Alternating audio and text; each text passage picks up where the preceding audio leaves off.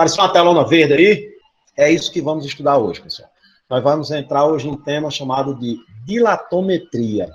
A dilatometria é a parte da termologia que estuda a dilatação e a contração dos corpos. Primeiramente, devemos saber o que é a dilatação e o que é a contração térmica.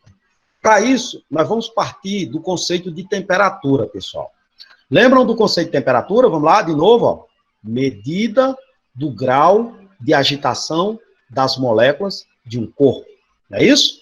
Então, vejamos. Medida do grau de agitação. Então, eu pergunto a vocês, se eu aumentar a temperatura de um corpo, o que acontece com as moléculas desse corpo? As moléculas vão ficar mais agitadas ou menos agitadas? E a temperatura, elas ficam mais agitadas. Pessoal, e se as moléculas se movem mais? Elas vão ocupar mais espaço ou menos espaço? Esse movimento com minha mão, ó. Só isso aqui. Se eu aumentar a agitação, eu vou ocupar mais espaço ou menos espaço? Então, se as moléculas se agitam mais, elas vão precisar de mais espaço. E a isso nós chamamos de dilatação. A dilatação significa, portanto, o aumento nas dimensões de um corpo, mas em virtude do aumento em sua temperatura. Ó. Imagine que um corpo é formado por moléculas. Eu vou representar aqui essas bolinhas aqui, ó, são as moléculas de um corpo. Elas estão ligadas. De repente, se eu aumento a temperatura, o que vai acontecer com a agitação dessas moléculas? Se eu aumento a temperatura, as moléculas vão começar a se agitar mais. Então, elas vão precisar de mais espaço. Observe que essa primeira figurazinha aqui, ela é menor do que a segunda. Eu aumentei a temperatura, em que a temperatura T2 foi maior que a temperatura T1. Aí alguém pode dizer assim, professor, e se fosse o contrário? Aí eu esfriasse ele, colocasse no congelador, diminuísse a temperatura, ele iria diminuir de tamanho? E a esse fenômeno nós chamamos de contração térmica. A contração agora é a redução nas dimensões de um corpo em virtude de quê? Da diminuição de sua temperatura. Dilatar, aumentar as dimensões, contrair, diminuir as dimensões, só tem um detalhe, tem que ser em função da variação térmica. Agora vamos tratar de um tipo especial de dilatação. A dilatação, ela pode ocorrer de três formas. Em uma dimensão, em duas dimensões ou em três dimensões. Nós chamamos de dilatação linear, quando é em uma dimensão, de respeito à dimensão do comprimento. Dilatação superficial, quando é em duas dimensões, diz respeito à dilatação da área. E dilatação volumétrica, quando for em três dimensões, que é do volume. Aqui hoje nós vamos nos especificar diretamente a dilatação linear, que diz respeito ao aumento no comprimento. Imagine que você tem um fio de comprimento L bolinha. L0 aqui representa o comprimento inicial desse fio. Vamos supor que você aqueça ele. Essa vela aqui, essa chama, aqueceu o fio, as moléculas aumentaram a agitação e como aumentaram, sofreram dilatação. Então ela passou a ter um comprimento final, que é isso aqui, ó. Observe que o quanto ela aumenta foi essa diferença azul aqui, ó. Eu estou destacando. Esse pedacinho, a barra aumentou. Aumentou por quê? Porque eu aumentei a temperatura, sofreu dilatação. E esse pedacinho que aumentou, nós chamamos de dilatação linear. Tá aí. Então, esse pedacinho que aumentou aqui é o nosso ΔL, a nossa dilatação linear. De tal forma, pessoal, que olhando esse desenho, observe, aqui nós temos, esse aqui seria o comprimento final. Pessoal, vocês concordam então aqui, esse comprimento final, que é ó, daqui até aqui, ó, pega essa parte preta e a parte azul. Então, eu posso dizer que esse comprimento final é a parte preta, que é o comprimento inicial, mais a dilatação. Agora a questão é, Chicão, e essa dilatação, como é que eu vou obter? O comprimento inicial eu tenho, eu já sei, medir lá eu sei. Bom, pessoal, essa dilatação linear ela vai depender de alguns fatores. A dilatação linear ela depende de três fatores fundamentais, que são, primeiro, o comprimento inicial, cujo símbolo é L, bolinha. O coeficiente de dilatação linear. Pessoal, esse coeficiente de dilatação linear, ele é uma característica do material. Cada material tem um coeficiente de dilatação linear.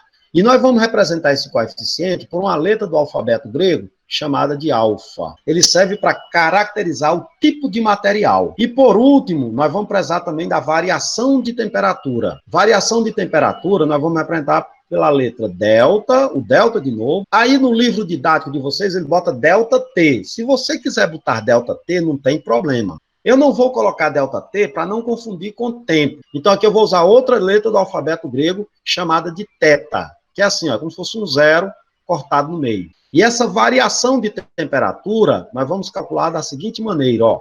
Observe que aqui, antes de aquecer, essa barra tinha uma temperatura inicial que eu vou chamar de teta bolinha. E aqui, depois de aquecido, ele tem uma temperatura final teta. Deixa eu botar essa legendazinha aqui. Portanto, galera, a variação de temperatura vai ser a temperatura final menos a temperatura inicial. Tendo essas três grandezas, eu posso agora calcular dilatação linear. Essa equaçãozinha aí, pessoal, é que nós vamos trabalhar. Esse delta, as letrinhas todas elas no nome, vocês têm que memorizar. Está aí escrito no quadro. O que é o delta L? É a dilatação linear. O que é o L bolinha? Comprimento inicial. O que é o alfa? É o coeficiente de dilatação linear. E o que é o delta teta? É a variação de temperatura. Está aí tudo já mostrado aqui no quadro, ó. Aí você pode dizer, professor, pois me diga uma situação do meu cotidiano onde eu tenho esse negócio de dilatação linear. Eu vou dizer duas. Primeiro, não sei se vocês já viram, mas as linhas de trem, a linha férrea, eles são feitos deixando uma espécie de espaço vago, espaço vazio aqui, ó, entre um trilho e outro. Esse espaço vazio recebe um nome. O nome desse espaço vazio é juntas de dilatação. Para que servem essas juntas de dilatação? As juntas de dilatação, pessoal, ela vai servir para permitir que o trilho do trem possa sofrer dilatação ou contração sem causar danos à sua estrutura. Porque se isso aqui fosse uma barra contínua, uma barra lisa, direta, como o meu lápis, o que aconteceria? Durante o dia, quando ela absorvesse o calor do sol, esquentasse, ela iria se dilatar. Só que para ela se dilatar, não tem para onde correr. Aí ela iria envergar, iria entortar, e o trem poderia descarrilhar. Então, esses espaços são deixados, aí durante o dia, as barras se esquentam e se dilatam, olha, aí se aproximam. Aí, quando é à noite, se esfria, volta à condição inicial. Então, essas juntas servem para permitir esse movimento de vai e vem. Uma outra situação, os fios da rede elétrica. Vocês já prestaram atenção que na rede elétrica, os fios são deixados com uma folga. Essa folga ela é deixada exatamente para permitir que o fio sofra dilatação e contração sem se romper. Porque, por exemplo, galera, se esses fios fossem esticados e à noite, o que acontece com a temperatura? À noite cai. Como a temperatura cai, o fio iria se contrair. Mas para ele se contrair, ó, não teria como, então ele se romperia, quebraria. É por isso que é deixado essa folga, para que à noite ele possa se contrair sem se romper. Olha aí que física maravilhosa. Cuidado, o que vocês têm que ter bastante cuidado é que quando eu perguntar para que servem as juntas de dilatação, por que o fio é deixado com uma folga? Aí tem aluno que responde assim, ó, é para evitar a dilatação e a contração.